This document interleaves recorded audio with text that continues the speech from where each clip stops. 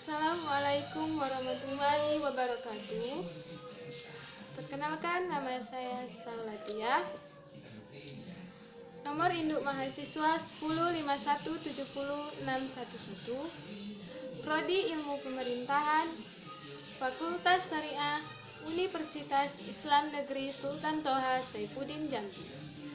Baiklah, di sini saya akan menjawab pertanyaan ujian tengah semester, yang dimana pertanyaan pertama yaitu jelaskan definisi keuangan negara, asas-asas pengelolaan keuangan negara, dan ruang lingkup keuangan negara.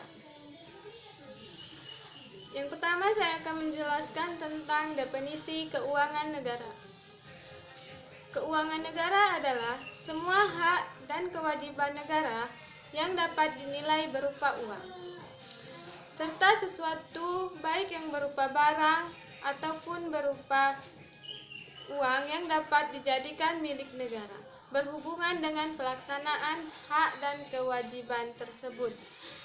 Dalam Undang-Undang Nomor 17 Tahun 2003 dijelaskan bahwa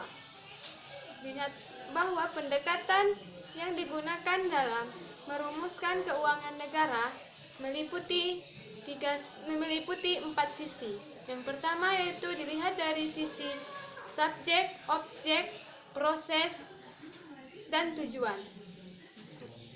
Dilihat dari sisi objek, yaitu keuangan negara meliputi hak dan kewajiban negara yang dapat dinilai dengan uang, termasuk kebijakan dan kegiatan dalam bidang fiskal, moneter, dan pengelolaan kekayaan negara yang dipisahkan, serta segala sesuatu termasuk yang berupa barang maupun uang, maupun barang yang dapat dijadikan milik negara berhubungan dengan pelaksanaan hak dan kewajiban tersebut. Yang kedua yaitu dilihat dari sisi subjek.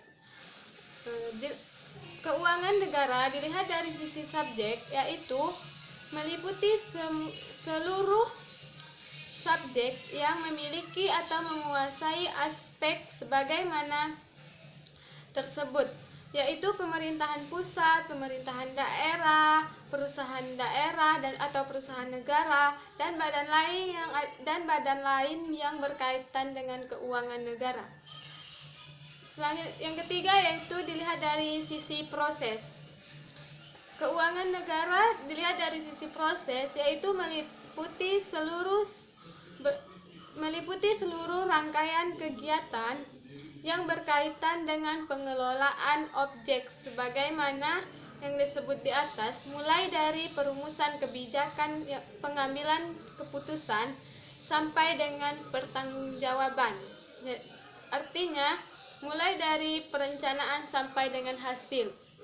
Yang selanjutnya yaitu dilihat dari sisi tujuan.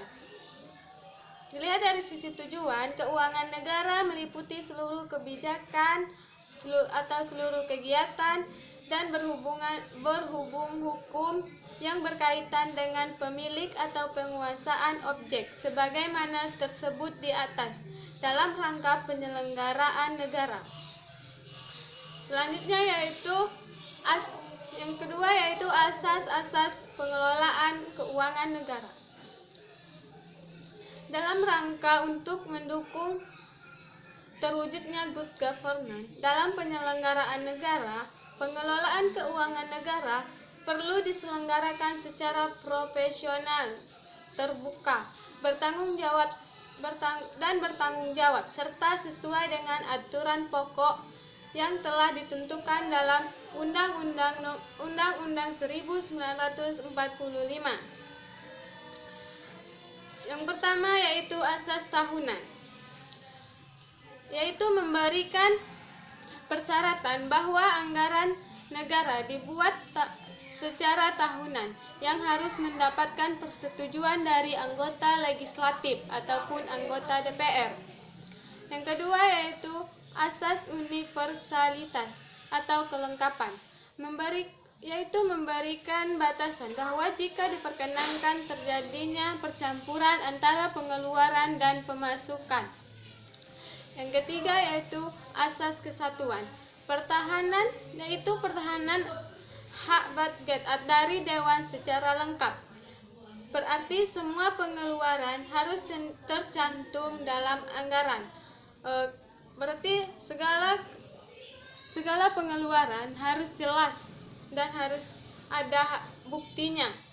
Yang ketiga yaitu asas spesialitas, yaitu persyaratan bahwa jenis pengeluaran dimuat dalam mata anggaran tertentu atau tersendiri yang diselenggarakan secara konsisten, baik itu secara kualitatif ataupun secara kuantitatif. Selanjutnya yaitu asas akuntabilitas, yaitu berorientasi pada hasil, yang artinya bahwa setiap pengguna anggaran wajib menjawab dan menerangkan kinerja organisasi atas keberhasilan organisasi atau suatu kegagalan dalam kegiatan tersebut. Artinya di sini hasil akhir itu akan dipertanggungjawabkan. Yang selanjutnya yaitu asas profesional, di mana yang mengelola keuangan tersebut harus orang-orang atau tenaga kerja yang latar belakangnya sesuai dengan keuangan negara, sesuai dengan yang dikuasai. Selanjutnya itu asas proporsionalitas, yaitu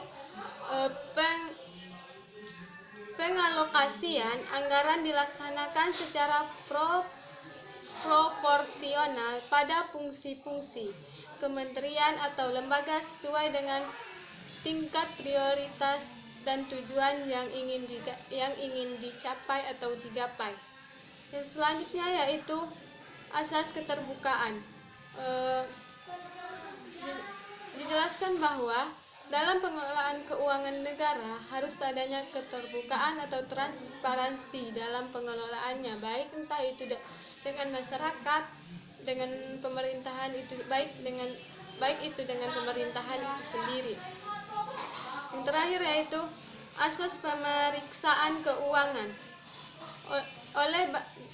Di sini dalam pengelolaan keuangan negara adanya pemeriksaan keuangan oleh pemeriksa yang bebas dan mandiri, memberikan wewenang yang lebih besar pada badan pemeriksaan keuangan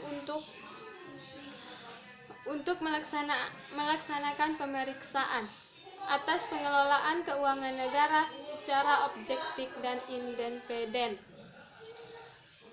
Yang ketiga yaitu ruang lingkup keuangan negara. Yang pertama yaitu hak untuk memungut pajak, mengeluarkan dan mengedarkan uang, serta melakukan pinjaman. Yang kedua yaitu kewajiban negara untuk menyelenggarakan tugas layanan umum pemerintahan negara, membayar tagihan pihak ketiga. Yang ketiga yaitu penerimaan negara. Selanjutnya yaitu pengeluaran negara. Yang selanjutnya yaitu penerimaan daerah. Terus selanjutnya pengeluaran daerah. Selanjutnya yaitu kekayaan negara atau kekayaan daerah yang dikelola sendiri oleh pihak lain berupa uang, surat berharga, utang piutang, serta barang lain yang dapat dinilai dengan uang. Yang selanjutnya yaitu kekayaan pihak lain yang dikuasai oleh pemerintah dalam rangka menyelenggarakan tugas pemerintah dan kepentingan umum. Dan selanjutnya yaitu pihak lain yang diperoleh dengan menggunakan fasilitas-fasilitas yang diberikan oleh pemerintah. Dan yang terakhir adalah pihak lain sebagaimana yang dimaksud meliputi kekayaan yang